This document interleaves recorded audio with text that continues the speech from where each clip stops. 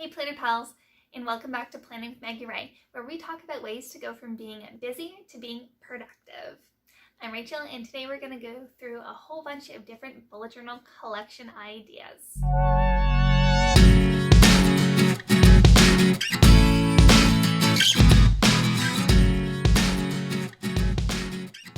I love bullet journaling because of how customizable it really is.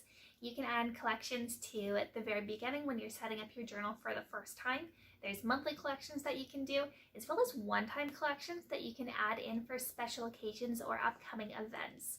Before we get into all these suggestions and ideas, go ahead and like this video and make sure to subscribe if you want to see more bullet journal planning and productivity content in the future. Okay, so let's go ahead and take a look at some of these collections. All right, so we're going to go through quite a few different bullet journal collections. There's actually a ton of them. So the first ones that I want to show you are the ones that you're probably most familiar with. They're the ones that everyone includes in their spreads. So the first thing we're going to go to is an index. You need it usually to find everything else that's in your journal. So always put one in there. Your future log is your second basic spread that you'll almost always include. It's your way to know what's happening in the future. So even in February, you can go ahead and write something down that's happening in October, and that way you always have an eye on it. The next one that you're always going to have is a monthly log. So typically it's a calendar that has things that are going to be going on. You can also throw tasks in there as well so that you can keep track of what's happening. Then of course you have daily or weekly collections as well. So that's when you're going to be writing in exactly what's happening on what day, and you can add to this throughout the day as well. Now, getting into more custom collections, that's where things are going to be more fun. So financial spreads are always something that is super popular and I highly recommend. So this is just one that I've made for myself to keep track of my self-employment income. Next, you have a gratitude log, which I love to include. It's so great to reflect on the things that you're happy about in your life. I'm also someone who really hates chores, so I've made myself a chore habit tracker so that I can just check off what I need to do when it needs to get done, and that way I always know that, the garbage is going to go out on Thursdays and that I'll get to cleaning the bathroom on the weekend or whatever it is. So that just gives me a lot of peace of mind. Month in review spreads are also great collection ideas. That way you can really reflect on what's been going well and what you want to change for the month coming. Here's a fitness tracker. Okay, so a few more collection ideas. Ones that I think are really important are collections that have to do with your goals. So I like to have an annual goals page collection that talks about the big picture things that I want to get done. I also like to have a milestones collection, which is a breakdown of quarterly goals and where I want to be. I also pair this with my 30, 60, 90. Okay, so this is an action plan to hit my Q goals. So this is 90 days and it fits into hitting these things, which fit into hitting this. So it all flows together. I think that's really, really important. This is just another fun collection idea. So I'm working towards getting my own kind of capsule wardrobe. So I have a color palette that I included, as well as different items that I want to be getting. So it's a way for me to plan out that wardrobe upgrade. I'm also part of a book club, but you can use this page as wanting to read this year. So writing down books that you really want to get to, and I've left spots so that I could write down major takeaways from the books or a little synopsis. So even more collection ideas. Of course, you can have quotes pages, wish lists. This is great if you're one of those people like me who gets asked, oh, what do you want for Christmas this year? What do you want for your birthday? And you have nothing to say. So when those things kind of pop up through the year, you're like, oh, that would be nice to have. You write it down here so you have something to tell people.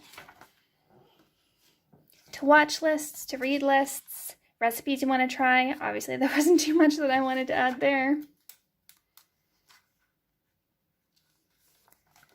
This page can be really helpful if you're going on a vacation or planning something like that. Then definitely make a spread for it.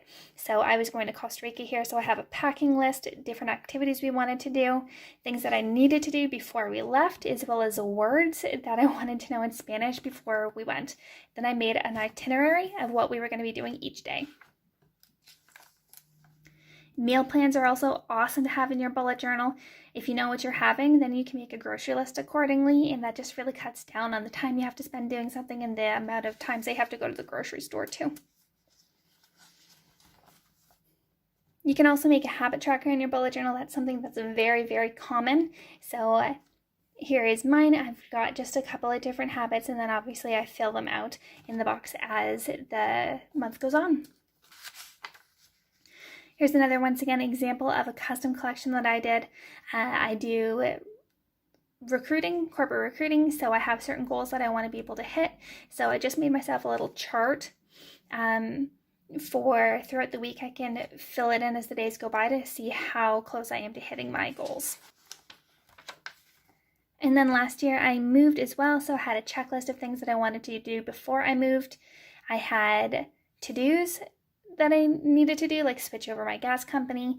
I had things that I wanted to sell that I wouldn't have room for in my new house, and I wrote down what they were, what I wanted to sell them for, and if it sold. I also had things that I wanted to replace certain items with, or things that I wanted to get for our new house, so I wrote those down as well, and some DIYs. I'm also huge on organization and storage solutions, and so I actually went through and figured out like what kind of storage space I would be having in our new place and what I wanted to put where. So things in our laundry room, things that were going to be in the office, things that were going to be in our bedroom, like under the bed, how many drawers we had, shelving units, all that kind of jazz, so I knew exactly where things were going to be going. So it made unpacking a lot easier. Bullet journaling collection ideas are limitless. There's so many different variations, things to include, and you can always make your very own. As I showed you, some of the examples I made specifically for things that I was doing at work, and you can definitely do the same thing. So whether or not you need a schedule, you want to track a project, or you're doing anything else really, there's always room for you to create your very own custom bullet journal collection to make sure that you're tracking that and have that as a memory to look back on if that's something that you want as well. Since there are so many ideas though, I do want to urge you to make sure that you're focusing in on the ones that really make an impact for you. Don't just add a collection in there because tons of other people are doing it. If you're not going to be someone who uses it, don't do it. Okay? So we want to keep it as a productivity tool and something that's really going to help you in your life. To check out more collection ideas, I threw a link in the description box below to a blog post that I uploaded that's got 22 different collection ideas. Some of them are similar, some of them are totally different, so definitely check that out in order to get lots of ideas and inspiration. But before you go anywhere, make sure that you gave this video a like, subscribe once again if you want some more bullet journal and productivity content, and go ahead and leave a comment below. Which spread or which collection are you most likely to add to your journal? Thanks, and I'll see you next time.